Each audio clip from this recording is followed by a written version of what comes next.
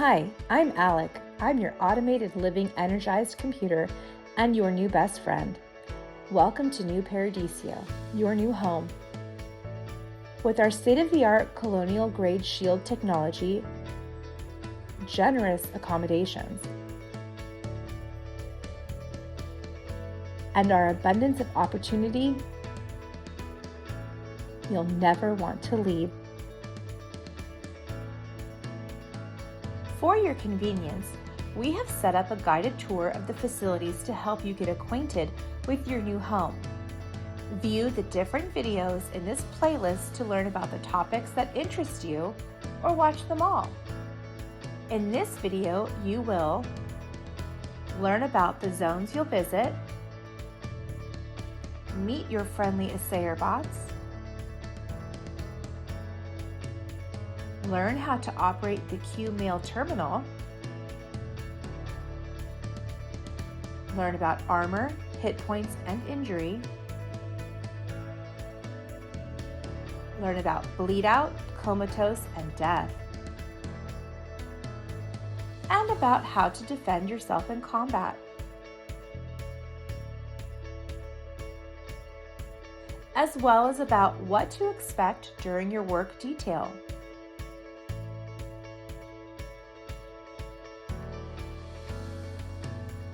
In future videos, you will learn about all the ways you can use your job skills to make your time in New Paradiso enjoyable, survivable, and most importantly, profitable.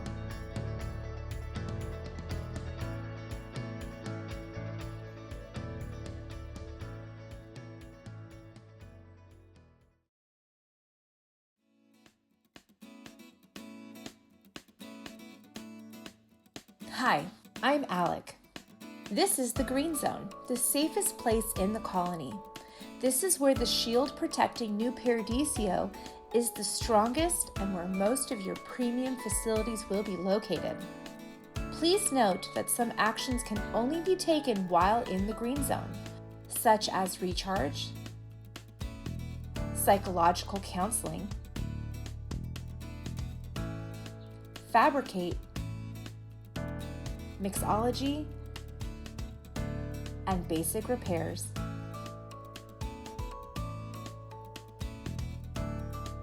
At the heart of the Green Zone is the saloon. The saloon is the hub of the colony. Colonists gather here to relax and recharge, trade elements, work on crafting projects, and organize expeditions to the other zones. And of course, to meet their body's nutritional needs. I'm told the food is quite pleasantly stimulating to the gustatory cells of most species. Greetings, colonists. Hologram 74 responding to a request for Yellow Zone access. The Yellow Zone is filled with treasure.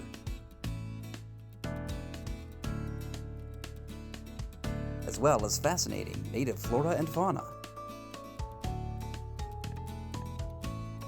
Before you can visit the Yellow Zone, you must request access at the Assayer and pay a small fee of quarks.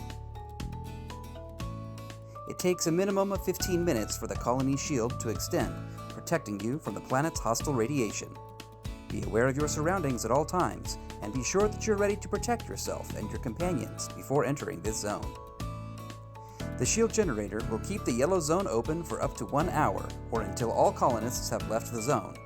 Any colonist can exit and re-enter the Yellow Zone freely during this time, while the Green Zone shield continues to protect the colony.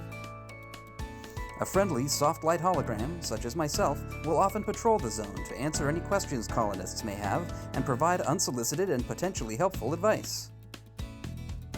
The Yellow Zone is both dangerous and rewarding, but not nearly as much as the Red Zone. Visiting the Red Zone requires a set of coordinates, a permutation of 9 non-repeating digits that tells the shield generator where you wish to explore so that it can properly extend and allow access. The primary way of finding specific coordinates is via the planetary scanning skill. Of course, while not recommended, you could always just plug in random numbers and see what you find. Once you have your coordinates, complete a Red Zone access request form at the Assayer. The process of shield extension typically takes about an hour. Red zone excursions are dangerous. Simply entering the red zone takes a toll, and I don't just mean the quarks fee. Entering the red zone causes the loss of composure and may cause other effects as well. Be sure to have all the tools and skills you need before you go on your red zone expedition. Typically, individuals may leave the red zone at any time, but re-entry is usually impossible. The red zone shield will repel you if you attempt to return to the red zone during the same expedition. This is for your own safety, as the alternative is a medical condition called radiolytic gelatinization syndrome, or RGS, colloquially known as gooification. Red zone coordinates are persistent, so you can revisit previously explored coordinates to handle unfinished business or see how the area may have changed. Beyond the red zone is the black zone. Black zone coordinates are encoded on physical media. Little is known about the black zone, except that the statistical likelihood of at least one casualty is currently 100%.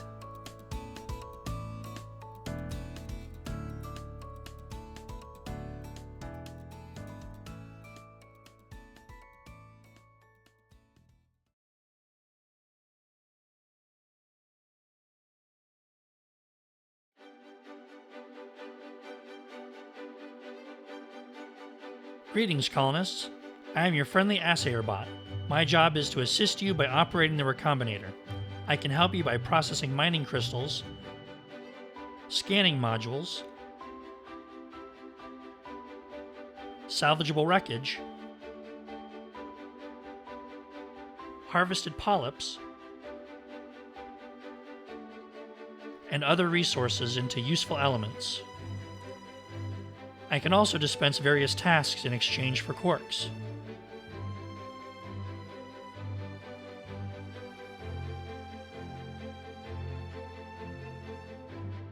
Quarks can also be combined into elements.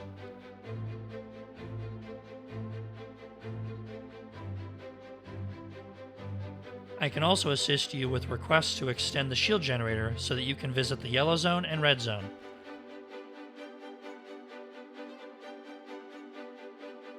Q-Mail uses quantum entanglement phenomena to communicate across vast distances. The Colony Q-Mail terminal can contact people anywhere in the galaxy. You can reach Space Tech to ask about how they provide such generous accommodations. Thank ESSA for developing the revolutionary Recombinator technology. Talk to Millennium Global about equipment and weapons maintenance, or inquire about your hospital bill with Mercy Corp. You can reach organizations as large and distant as the Intergalactic Council of Planets, or as small and local as individuals who share the planet with you. Looking to conduct research on new technologies or ancient history? The Q-Mail terminal's smart algorithm ensures that your message always reaches the most relevant recipient. Q-Mail responses can be sent to the Colony account for anyone to read, or be forwarded directly to your personal data reader. Every Assayer bot model is programmed with a unique personality, but all of us are here to assist you, colonist. We will simulate being happy to help you with any questions you may have.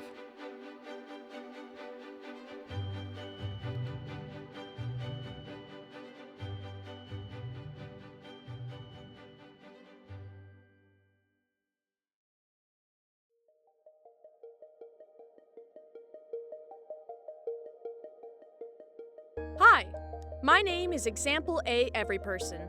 I'm here to talk to you about something very important: not dying.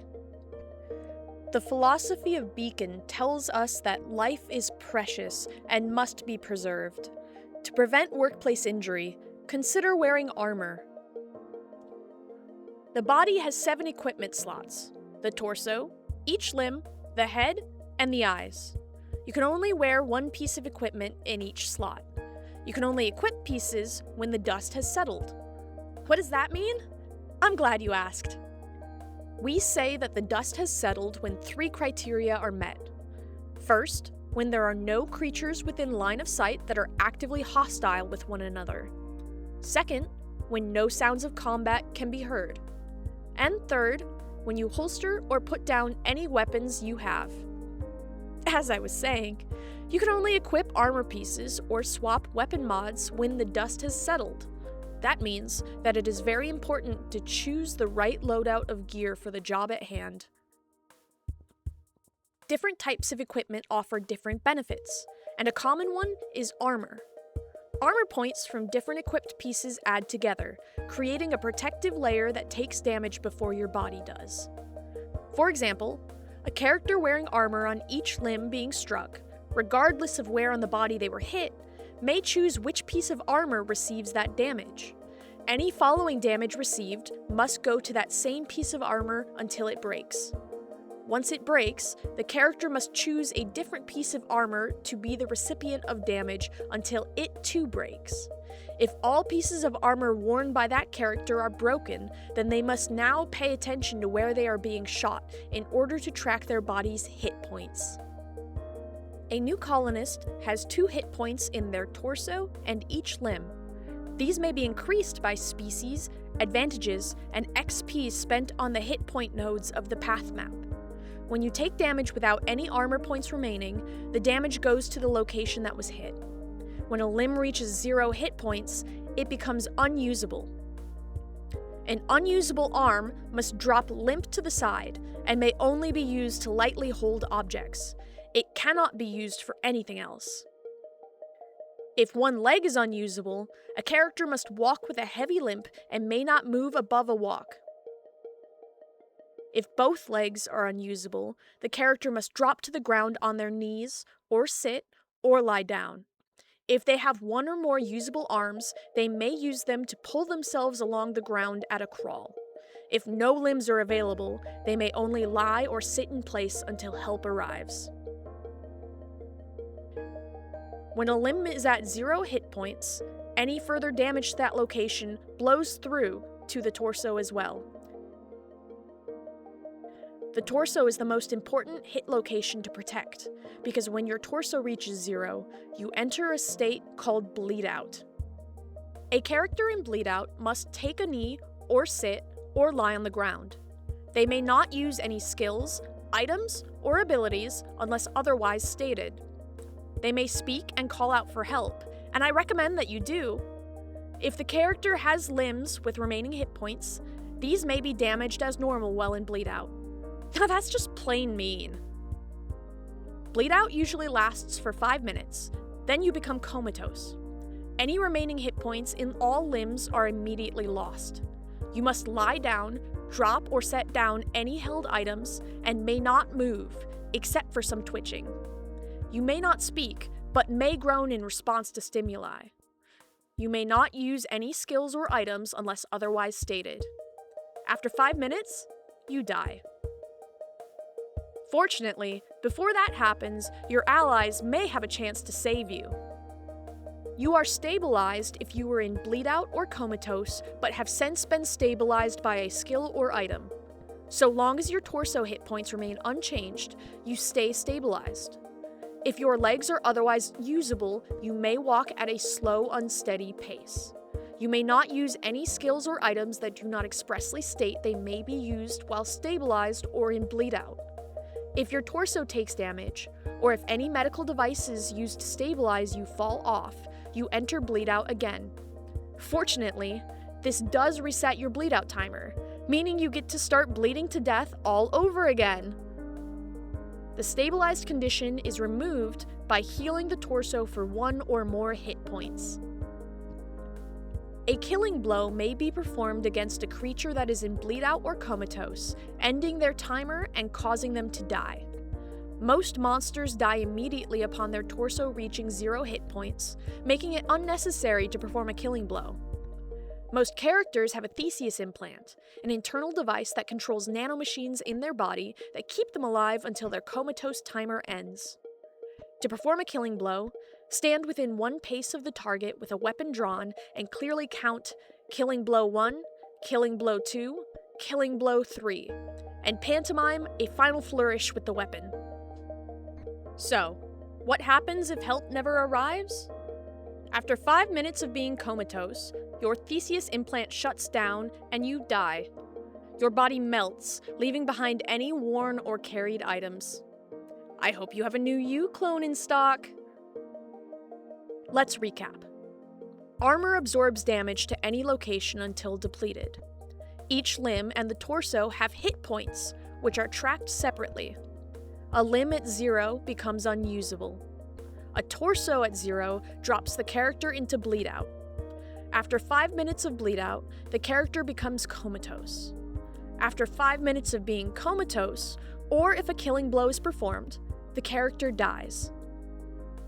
That's all for now. May the beacon light your way, Colonist.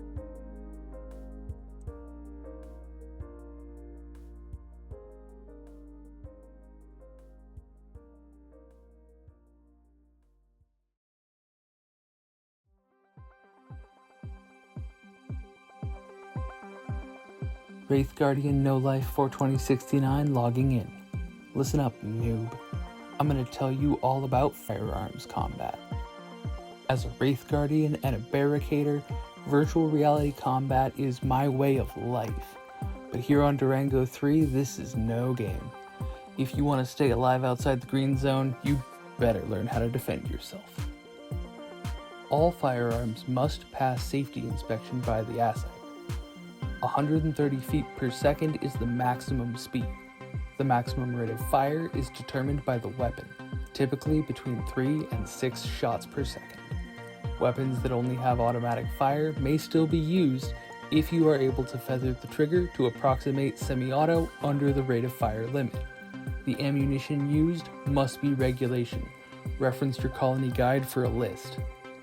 You need the basic firearm skill to use any type of firearm, even my Derringer here. That's a manual action blaster that loads no more than 2 rounds. You don't need an item card for a Derringer. For anything larger, stats are determined by the item card. That includes ammo capacity, whether it can shotgun more than 1 projectile at once, its maximum rate of fire, and how many weapon mods you can attach. And you must have the appropriate skill in firearms to use that item. Your skill in firearms also determines how much ammo you bring with you when you surface from the colony bunker. You can do what you want with your ammo after that, recover and reuse it, lend it, sell it. Just don't let the crows get it. When a zone closes, an ammo recovery drone activates, which means you can go out of game to retrieve ammo from the ground.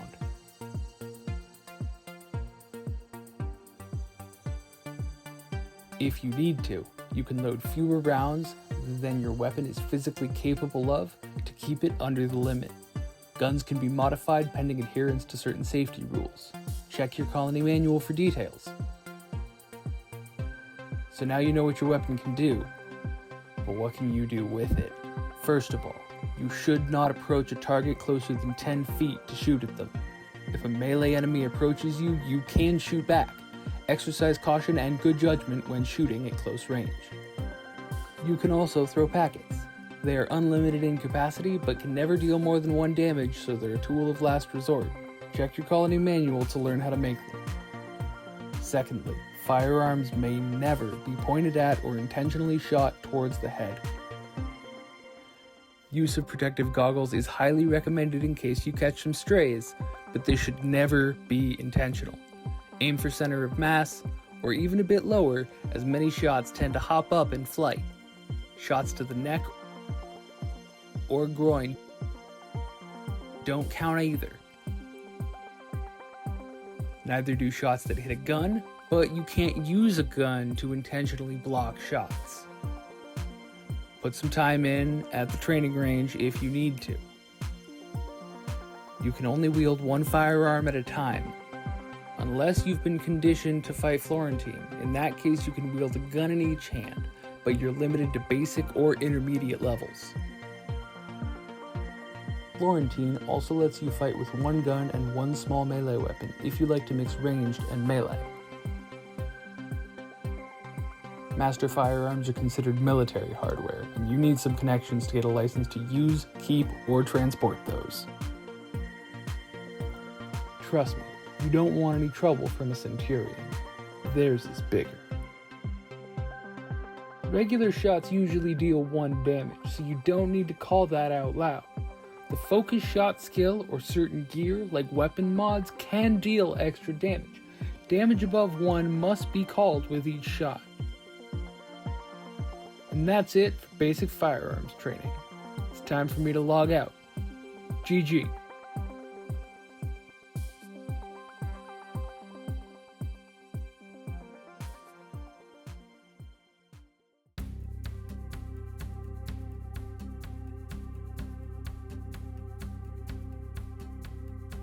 I am Aklok, a warrior of Katrak Nivak. I will teach you about melee combat. You will learn. Your weapons must be tested for safety by the Assayer. No part of its core should be felt. It must not be too hard or dense. The Colony Manual describes this in more detail. If you are trained in basic melee, you may use small weapons, 12 to 21 inches in length. If you are trained in intermediate melee, you may use standard weapons, 21 to 44 inches in length. You can only wield one weapon at a time, unless you've been conditioned in the Florentine style. In that case, you can wield one in each hand, but you are limited to small weapons. Some weapons may have weapon mods attached. The item card will tell you this. Melee weapons may only ever be swung 90 degrees or more from the beginning of the swing to the end to prevent tapping. However, they may only ever strike the target with a lightest touch. A melee weapon may never be used to stab a target under any circumstances. You must pause for a full second after every 3 strikes before attempting another. Each strike in this flurry must land on a different location. A melee weapon may not be used to intentionally strike a target's head, neck, groin, hands, feet, or gun. When a melee strike is attempted and the melee weapon contacts another melee weapon before it can hit its target, that strike is considered blocked and does not damage the target. Weapon strikes deal only 1 damage, and so this does not need to be called aloud. Some skills and items, like weapon mods, allow you to deal extra damage. Damage above 1 or skills that are delivered by melee must be called as the swing is attempted, not after it has landed. The lesson is now over. Go, fight with honor!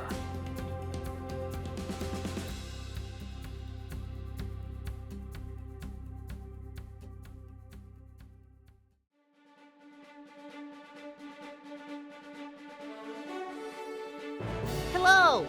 I'm Bowmaster, Knock Flipshot.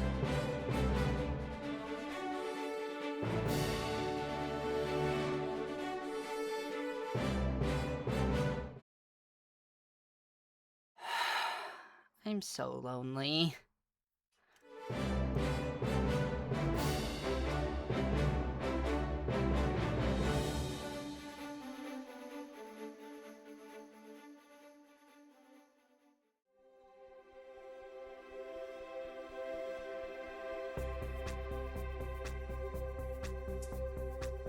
Hi, I'm Bennett, the Director of Story for Last Frontier. We're behind the scenes in operations, so I'm going to talk to you out of character. When you check in at the event, you'll be able to choose from available shifts for your NPC duty, known in-game as work detail. The schedule is based on need, so shifts are first come, first served. We will work with you if you have a specific need, such as if you need to leave at a certain time or want to be scheduled with a partner. We just ask that you be flexible in return. Please be prompt for your NPC shift. Leave yourself time to change from your character garb into NPC blacks. I strongly suggest pants with pockets or a hip bag so that you can carry small items like quirks, cards, or ammo.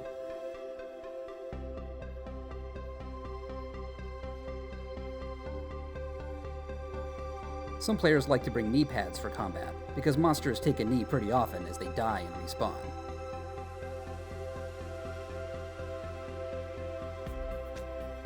Loner eye protection is available, but we recommend you bring your own for a better fit. Attendance is tracked digitally, but it never hurts to have your character sheet too. Ops is a busy place, so please leave your non-essential personal belongings somewhere safe, like your tent or car. Ops is stocked with water and simple snacks to keep up everyone's energy, but you may wish to bring your own. NPC duty is an obligation to the community that comes with your ticket, but it can also be a lot of fun. You get to portray all kinds of different characters, engage with parts of the game that might not be part of your usual experience, and of course, play scary, weird, or funny monsters. My job as director is to organize all the backstage activity, managing the flow of story events, responding to Q-Mail, brainstorming how to respond to whatever chaos the player characters are causing. Thankfully, I have help from our volunteer field marshals. If you think of a Last Frontier event as a stage production, field marshals are like our stage managers. They'll direct you to reset the many yellow zone props between runs, or to set up the red zone according to what we've cooked up. While the mod is running, they'll either play an NPC along with you, or watch and guide the scene. When the mod ends, they'll direct cleanup at the scene and reorganization back in ops. They'll debrief the mod with me, and then we'll start setting up for the next one. We can accommodate your NPC experience according to your ability and comfort. Maybe you need a role that is less physical, or maybe you're more comfortable with comedy than emotional RP. Again, we just ask that you be flexible within what is safe and comfortable for you.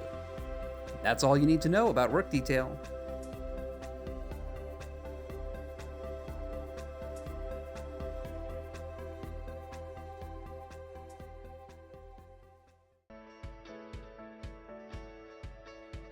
This concludes our tour of New Paradiso, your new home.